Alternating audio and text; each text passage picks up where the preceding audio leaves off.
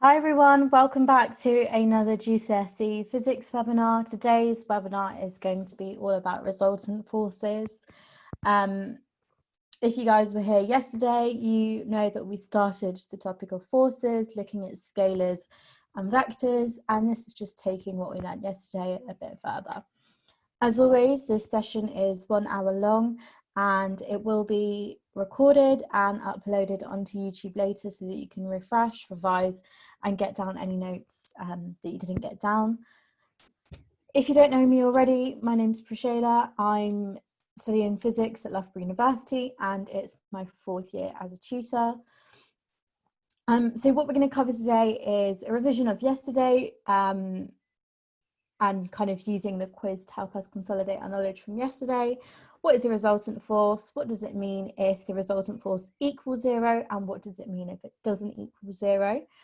What is a free body diagram? How do levers work? And a revision of moments. So not too much content to cover today.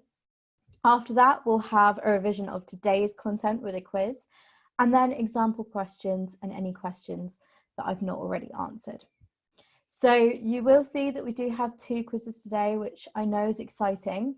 And I've put one at the end and one at the beginning so that we can get all the content done in the middle and so that it keeps it really interactive for you guys.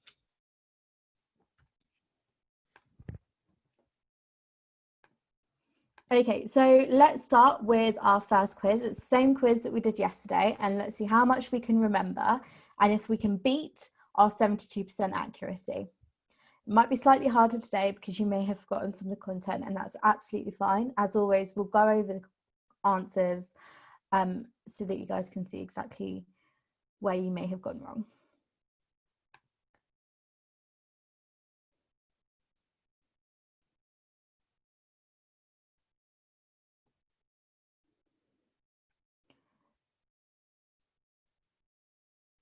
Okay, so same drill as always. If you guys have been in one of my webinars before, then you would have done one of these quizzes, and you basically need to go onto the website joinmyquiz.com, type in the game code 297417, and then enter your username, and it should take you to here. It's just like Kahoot. You're going to have 30 seconds per question, and they are multiple choice questions. There are about 20 questions in total, and it will show you the correct answers after each question that you do. I'm also going to put the link into our Zoom chat so that you can access it from there as well if you, for whatever reason, can't go to the website. So either join by entering joinmyquiz.com or by the link in the chat.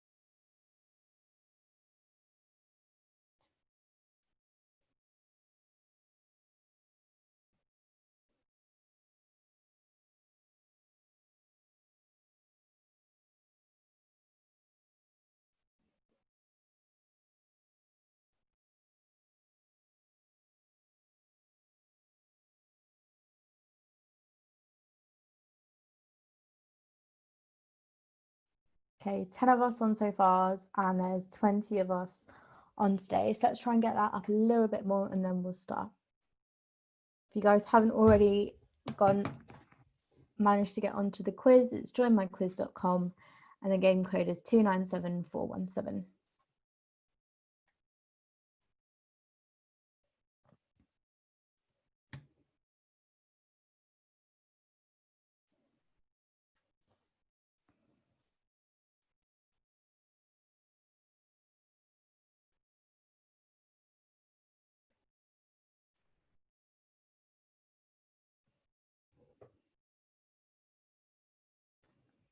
Okay, we're going to start the quiz because it doesn't look like anyone else is joining. So good luck, guys, and just try to answer as best as you can.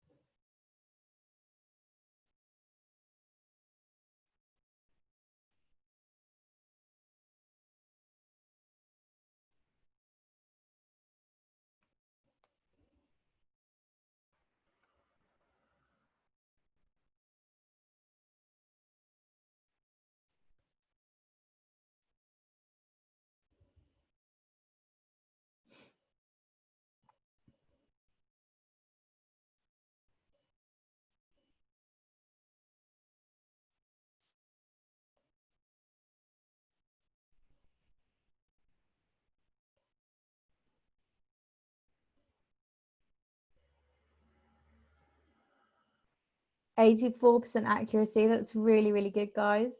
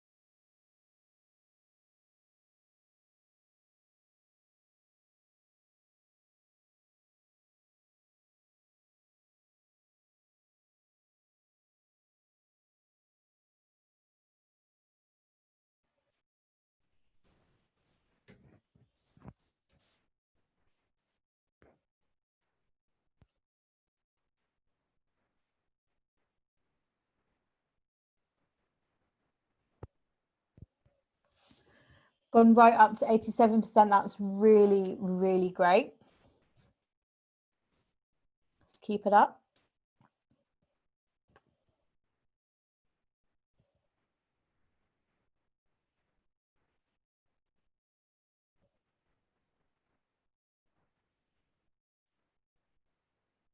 Lots of you just getting a question correct.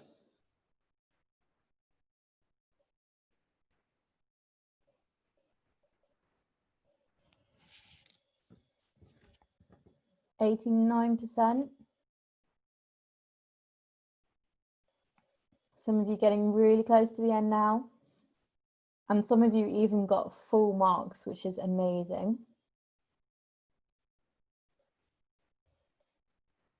Pushing it right up to 90% accuracy. That's really, really, really good, guys.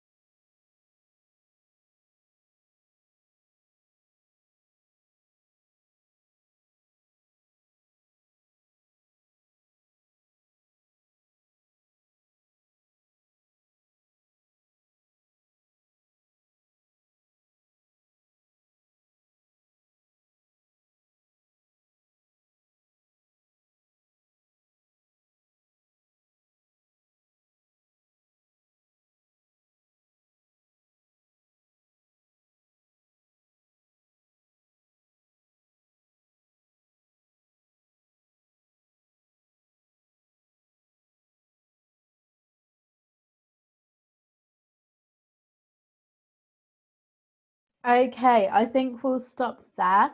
Really well done. 3 of you got full marks and a few of you just got a few questions wrong. Well done to Emma, who came first. And the only question that it seems that we had problem with was, what is a scalar quantity?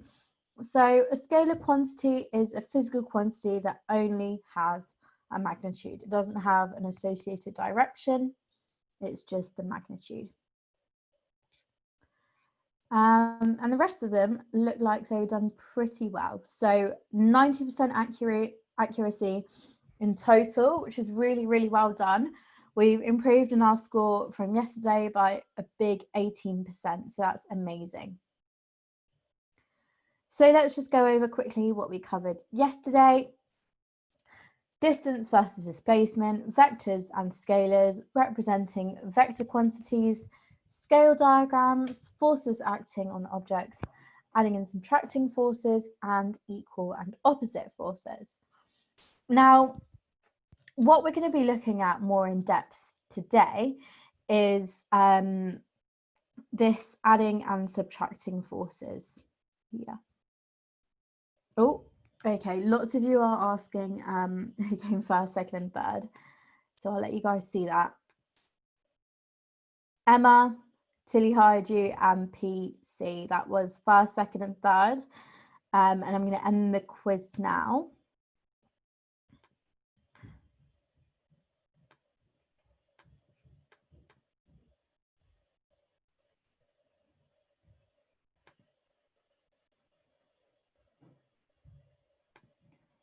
Okay, so what we're going to be looking at more in depth is this idea of adding and subtracting forces to find a resultant force.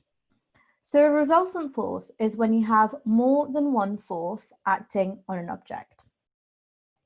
You can then combine these two forces and replace them with a single force, which is known as a resultant force. So it's the combination of more than one force, which can be replaced with a single force, and that single force has the same effect as all the forces that are acting on that object. So let's take a box in space. We know that that box has some weight. We know that that box also has some air resistance. Now, if the weight is bigger than the air resistance, it will be falling. And the resultant force is known as the difference between these two vectors. So by doing the subtraction, we can turn these two forces into one force. So the resultant force is a single force. It's one force which combines all the forces that act on the object into one.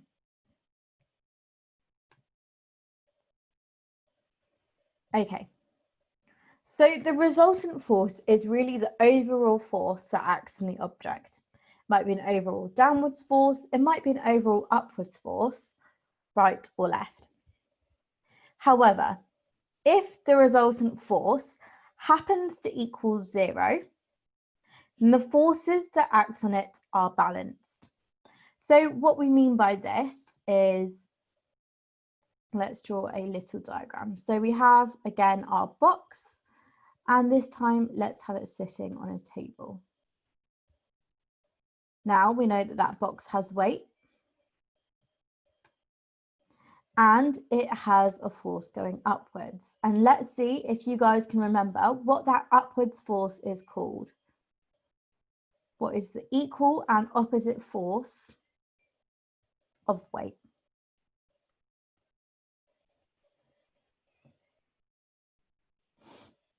There's a special name for that force that goes upwards and acts opposite to weight. What's it called? So that force is called normal, or the reaction force.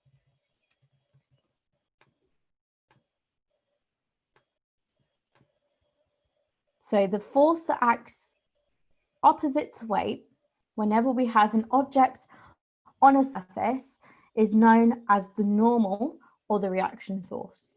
Not thrust, not up thrust, they don't apply here. There is nothing pushing it upwards, it's simply a reaction force because the object is lying on a surface. So if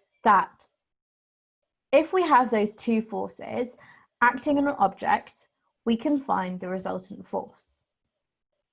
And the way that we find the resultant force is by combining those two forces, the weight and the normal force, into one force. Now let's say that when we combine these two forces, because they are equal, they cancel out to give 0. Because our forces are opposite and equal, they cancel out to give 0. So if we have two equal forces which act opposite to each other, they have a 0 resultant force. Now, what is the relevance of having a resultant force equal to 0? If the resultant force equals 0, then the forces acting on the object are balanced.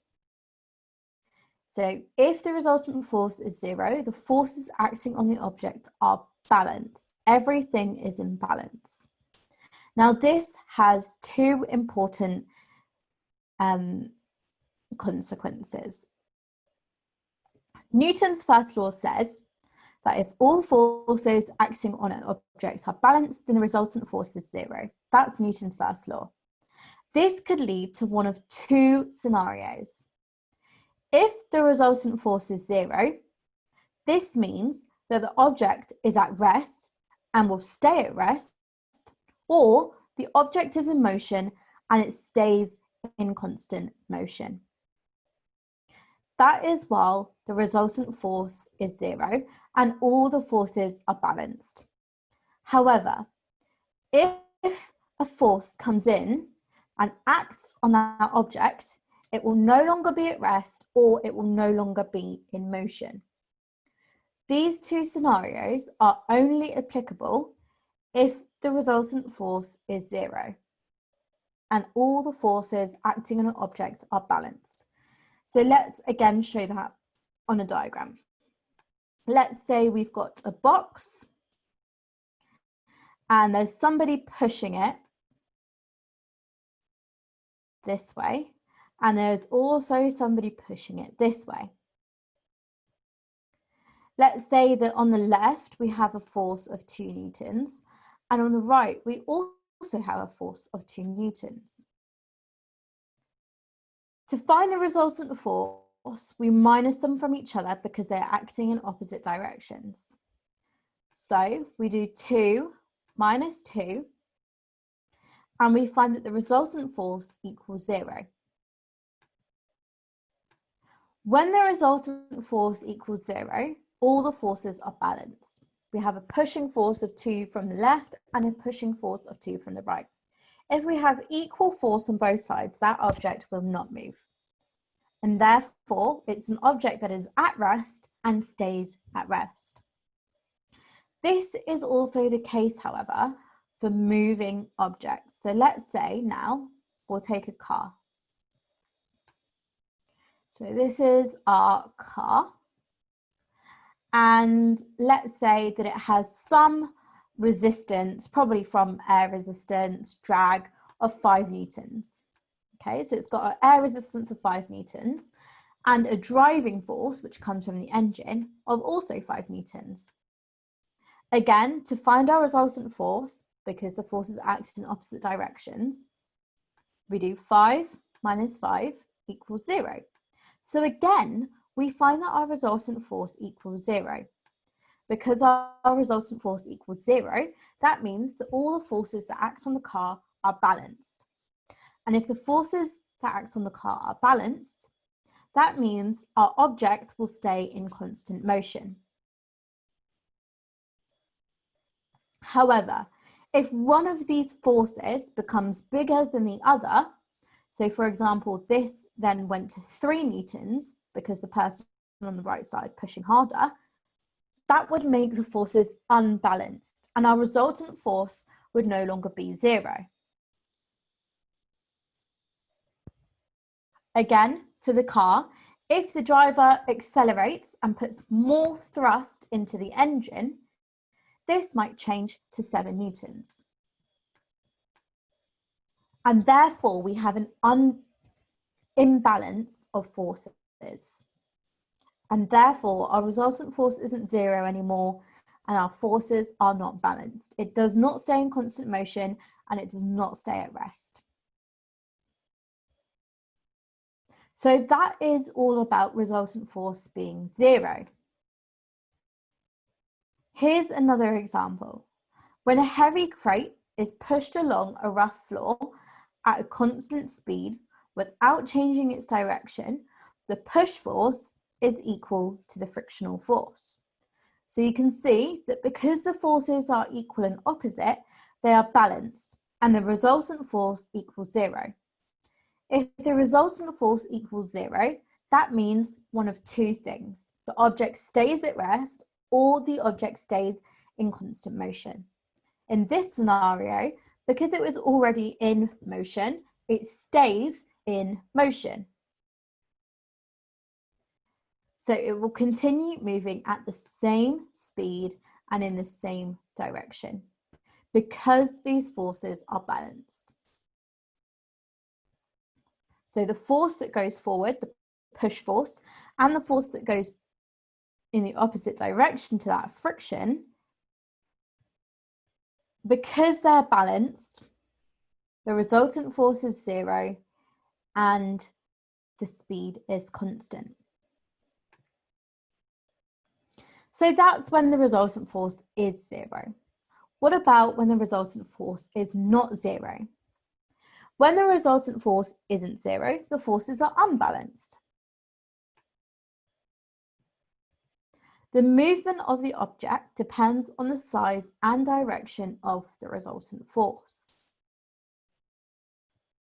Okay, so let's have a look at this jet plane example. For a plane lifting off, we know that the engine force must be bigger than the drag force from air resistance, for example. That is the way to make it go forward. If the engine force was equal to the drag force, it would just stay in constant motion and it would not be able to lift off. By having the engine force bigger than the drag force, we get a resultant force which acts in this direction. And the way that we find resultant force is the same as before. Because the forces are opposite to each other,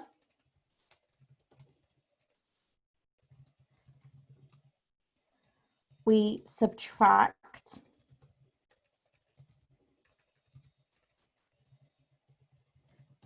the smaller force from the bigger force.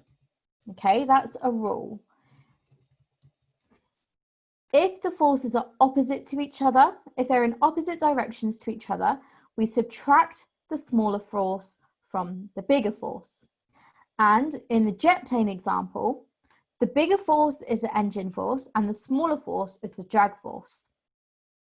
And therefore, to find the resultant force, we do the engine force minus the drag force.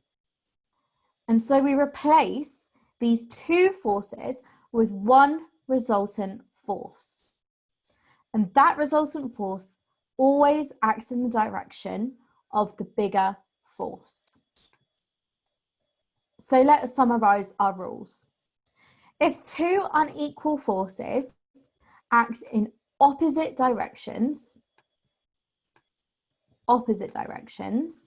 the resultant force is the difference between the two forces. So we subtract. And we subtract the smaller one from the bigger one as normal. We shouldn't be getting any negative numbers. So to find the resultant force, when the forces are opposite to each other, we subtract the two forces. And for the direction, this is for the magnitude. For the direction, the resultant force is going to be in the direction of the larger force. So for example, here, the larger force was the engine force, and therefore our resultant force is going to be in that same direction. So that is if the forces that act on the object are opposite. If, however, they are in the same direction, so let's say that we have a box and we have two people pulling that box. One is pulling with 3 newtons, one is pulling with 2 newtons. Now, because they are in the same direction, we add them to find the resultant force.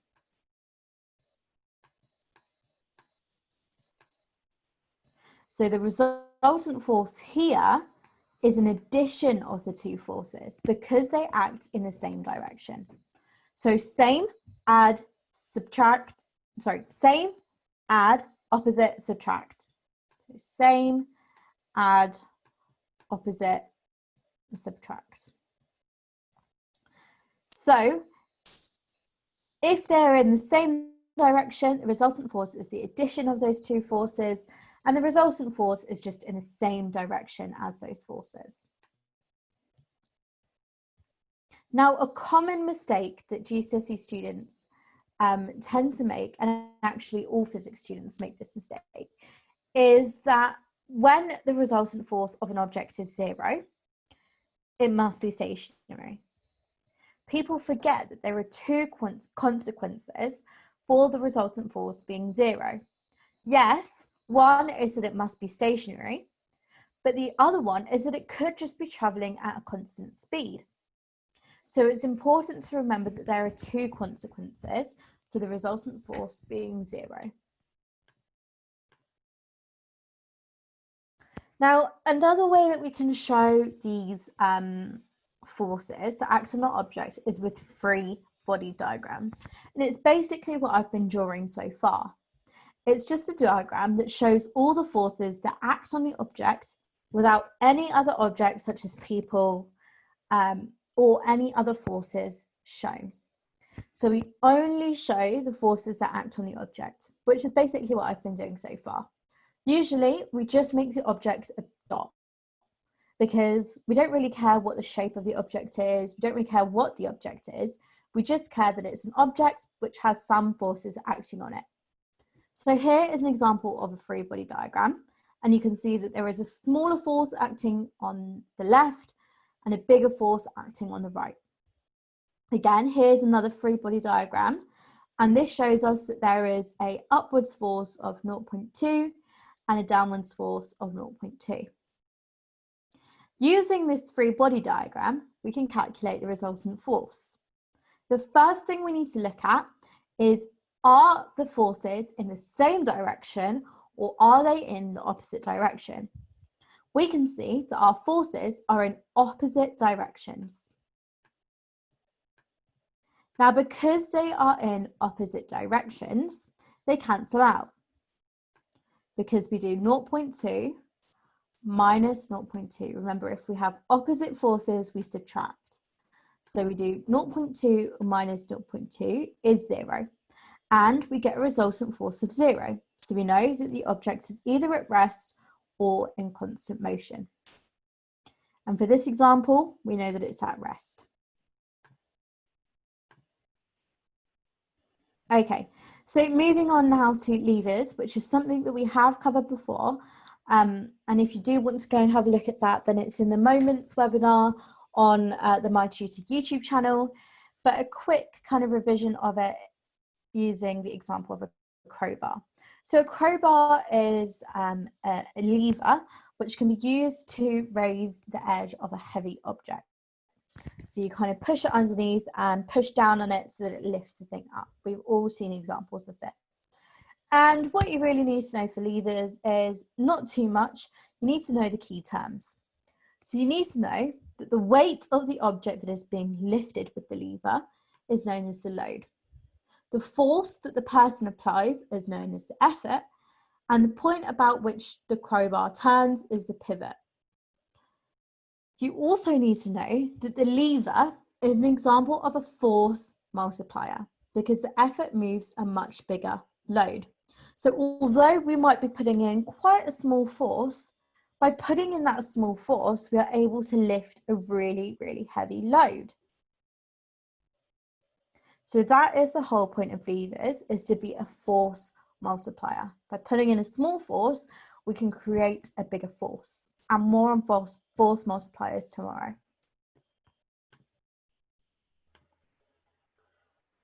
Okay, and then finally for our content today, we are just going to do a little revision of moments. So here you can see lots and lots of examples of moments.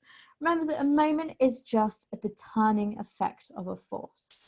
So when a force acts to rotate an object, that is known as a moment. So in a merry-go-round, we see that the person is pushing the merry-go-round, and that creates a turning effect on the merry-go-round. Again, we have the classic example of a spanner turning a nut, and so that is the turning effect of the force because the spanner moves round.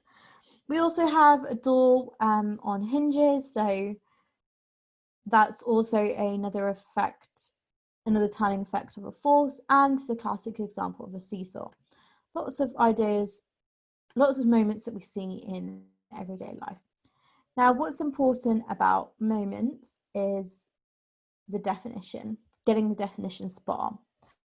So the moment of a force is the force times the distance. Now, can anybody tell me why that equation is wrong? Why is this equation in pink wrong, and how can I fix it? The moment of a force equals force times distance. Well, why have I got this equation wrong?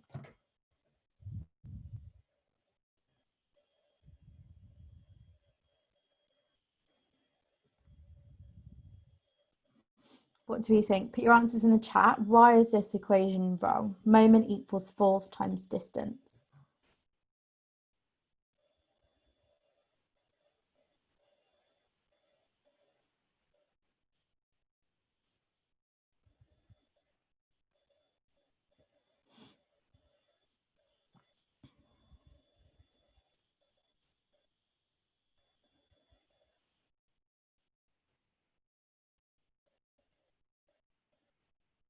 Okay, so the reason that this equation is slightly wrong is because I've missed out a key word.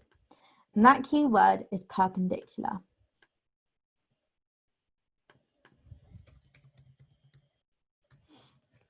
It's not just any random distance. It's the perpendicular distance to the pivot. That is so important. So the perpendicular distance from the pivot to the line of action of the force. It's measured in meters, force is measured in newtons, and the moment is therefore measured in newtons meters. Now, this statement here is really useful, and it tells us that it is easier to use a longer spanner when trying to turn a nut, and easiest to push furthest from the hinge when opening a door. Now, the reason for that is because we increase the perpendicular distance from the pivot. So by increasing the distance, we therefore increase the moment. And the bigger the moment, the easier it is to move. Okay, so a bigger moment, easier to move, which is good for us. So by using a longer spanner over a shorter spanner, we make less work for ourselves. And by pushing furthest from a door, we make less work for ourselves, which is why the handle is the furthest point away from the hinge. If it was really close to the hinge, or even in the middle of the door, it would be much harder for us to open doors. Okay, so that marks the end of our content, and we're going to have another quiz to that we can consolidate our knowledge again. Again, there are going to be 17 questions, 30 seconds each. Try your best to answer them, and don't worry if you get a few questions wrong, because we'll be going through it at the end anyway. Some answers look quite similar to others, and some questions look quite similar to other questions. So be really careful and read the question properly. That is my top tip for this quiz, because I've made it so that the questions are quite similar.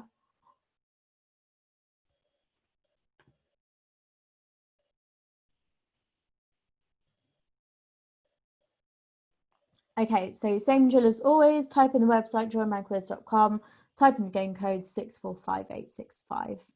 I'll put the link on the chat if you want to access it that way. You can access it on your smartphone, computer, laptop that you're watching this on, whatever you want. You can just open it in a new tab. You don't necessarily need to be looking at the screen to do this. So links on the chat.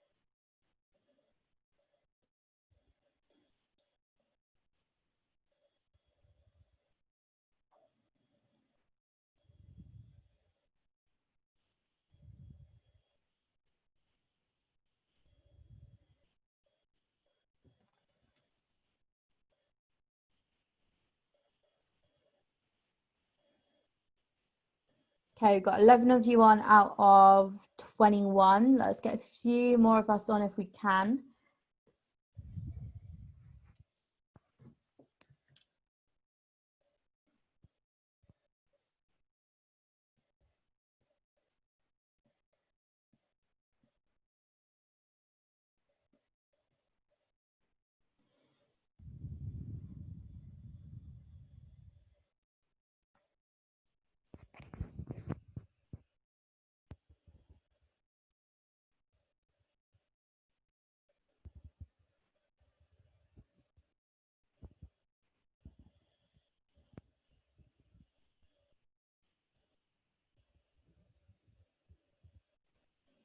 Okay, I'm going to start it now. Let's have a go. Remember to read the questions properly.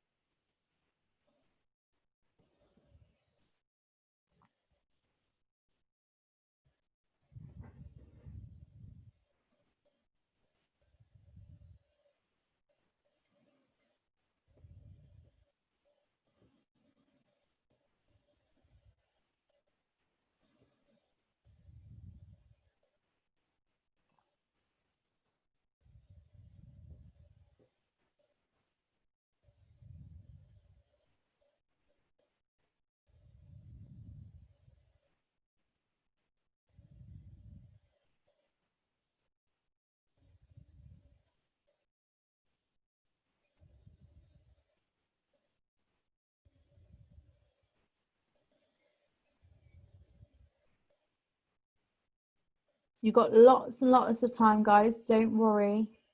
Got 30 seconds per question, so don't rush. Read the questions properly. Got 65% accuracy. Let's try and get that a little bit higher.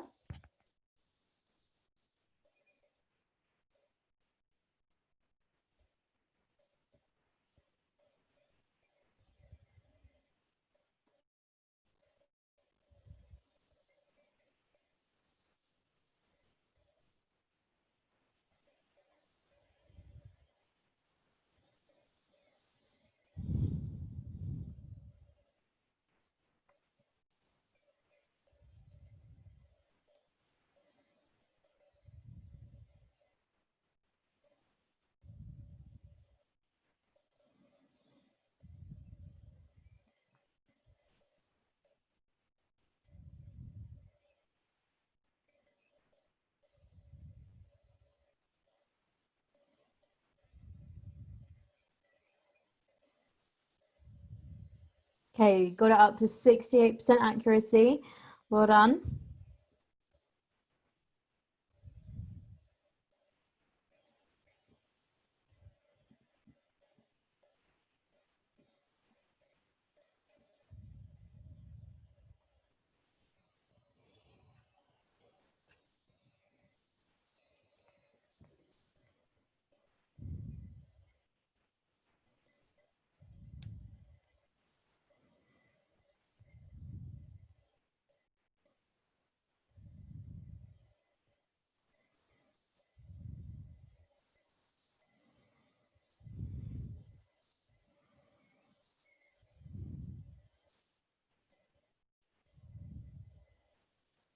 %73% accuracy. Really well done, guys. Pushed it right up.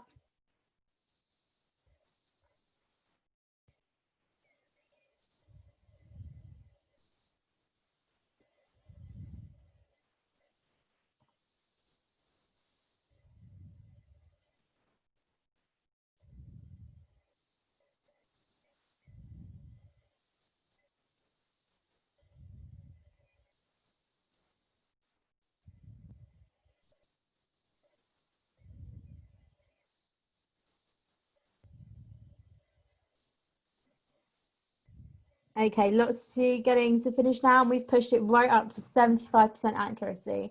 Really, really happy with that, guys. Well done.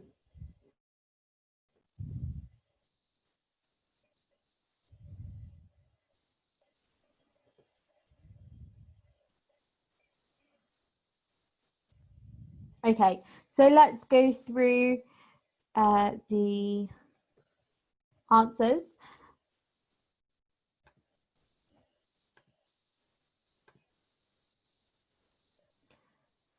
All of us nearly got this one correct. A resultant force is a single force which has the same effect as all of the forces that act on that object.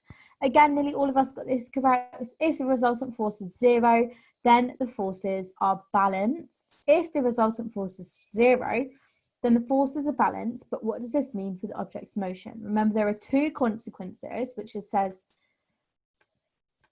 why it says tick all that apply. If an object is at rest, it stays at rest, and if an object is at motion, it stays at motion. If only 2 forces act on an object and its resultant force is 0, they are equal and opposite. When the resultant force isn't 0, the forces are unbalanced. The movement of an object depends on the size and the direction of the resultant force. For a jet plane, the resultant force on liftoff is the engine force minus the drag force. And it just kicks me out again.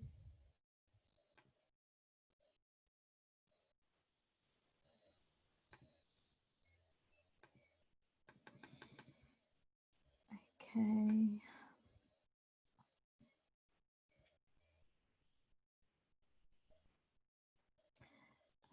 What do we get up to? Yeah, so for a jet plane, the resultant force on liftoff is the engine force minus the resistance force, which is the drag force. If 2 unequal forces act in opposite directions on an object, the resultant force is the difference. So opposite, remember, is subtract. If 2 unequal forces act in opposite directions, the resultant force is in the direction of the larger force. If 2 unequal forces act in the same direction on an object, the resultant force is the addition, so same is addition. If two unequal forces act in the same direction on an object, the resultant force is in the same direction as those forces. The weight of the object is the load. The force a person applies is the effort. The point about which the crowbar turns is the pivot. Moment is force times perpendicular distance from the pivot. It's easier to use a longer spanner when trying to turn a nut, and it's easier to push furthest from the hinge when opening a door. So that's all the answers. We will be trying this quiz again next week to make sure that you guys have absorbed the information. So if you do want to have another look at the YouTube video when it's uploaded to refresh your memories, then you can. Okay.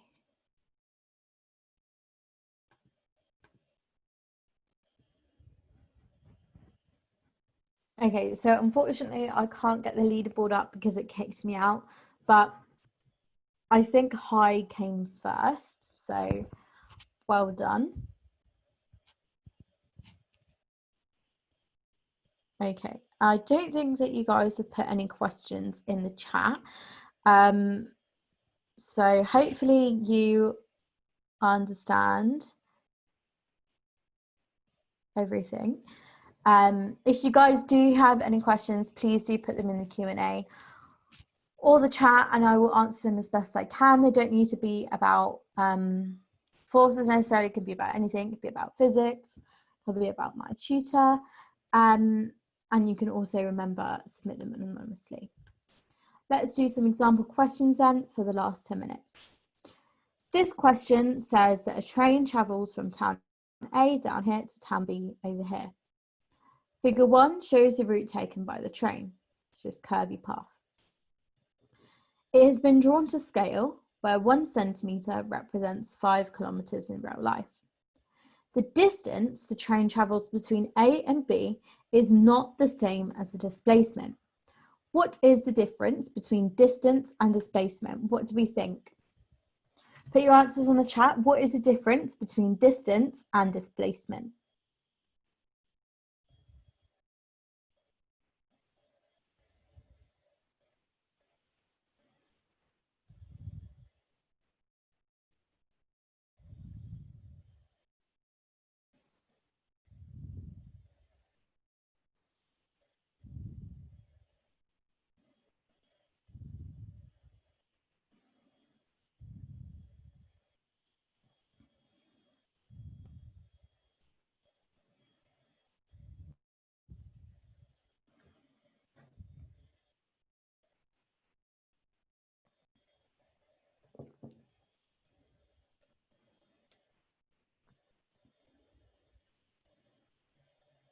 Okay, yeah, so displacement tells us magnitude and direction, whereas distance only tells you magnitude. Perfect answer there from Sejal.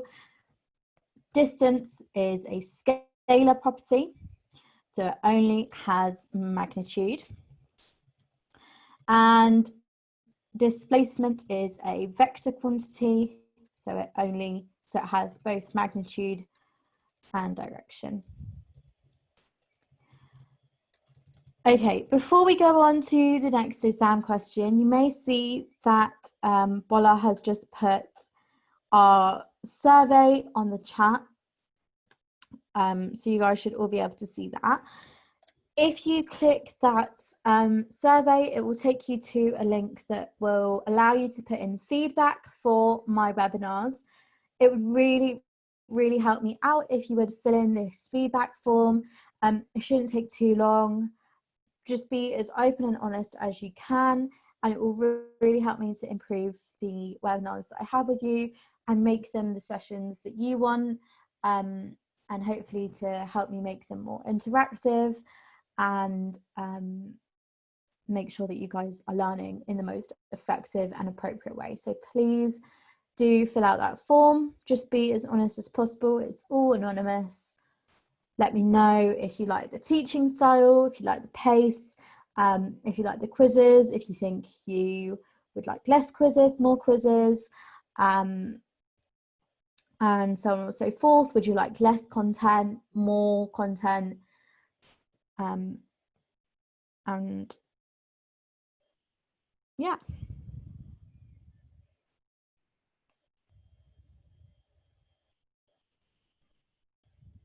So I'll give you a few minutes to go through that. For those of you who've already done it, because it was on the chat yesterday, we're going to do a few more exam questions in the meantime. So this question says that there are places on the journey where the train accelerates without changing speed. How can this happen? Now, this is a classic physics question. Basically, what happens is that if a train accelerates without changing speed, this is kind of a weird concept to us because we always think that acceleration means getting faster or deceleration means getting slower. That's always what we thought of. But we must remember that acceleration is a vector quantity, which means that it has not only size, but also direction. Now, we know that the speed does not change.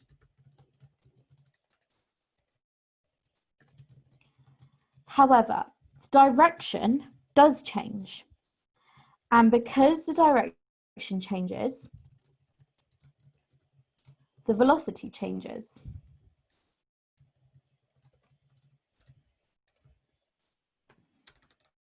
So velocity is a vector quantity, which is made up of speed with an associated direction.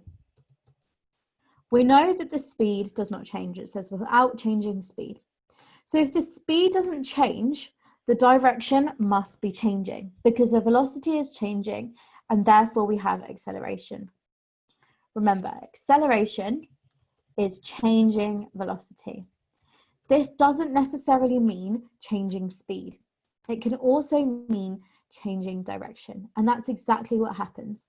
Although the train doesn't get faster or slower, it does change direction. And therefore we can say that it's accelerating.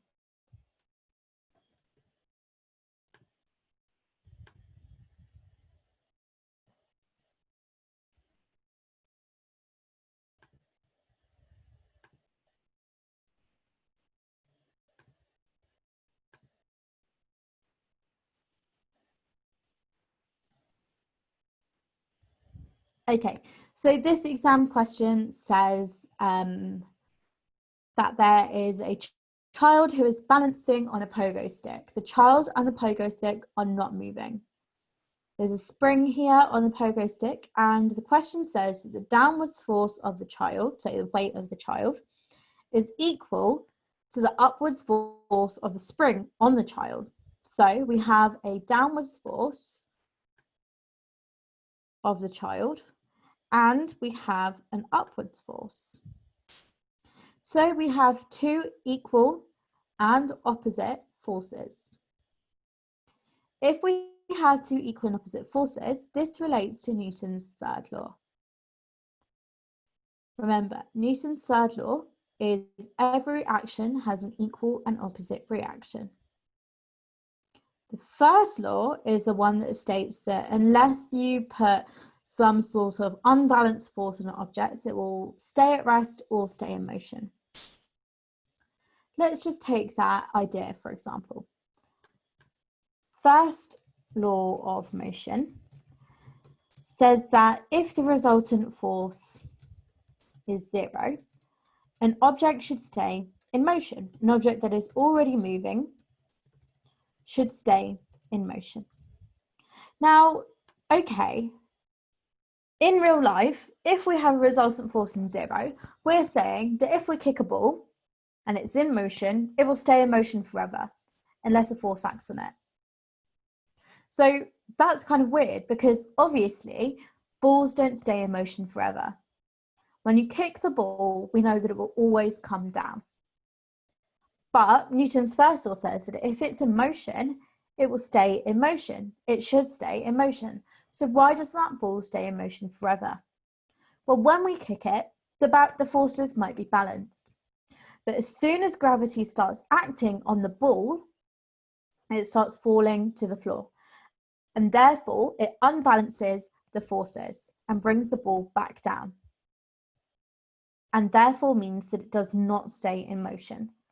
The reason that it doesn't stay in motion is because those forces get out of balance.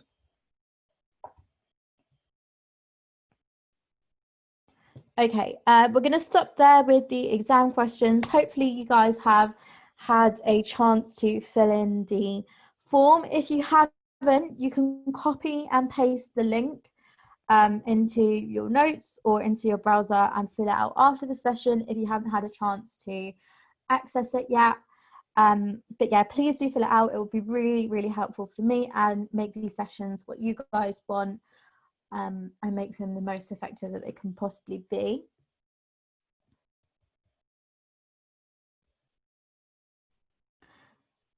Okay, so not tomorrow, next week, we're going to be doing more physics webinars on Tuesday and Wednesday.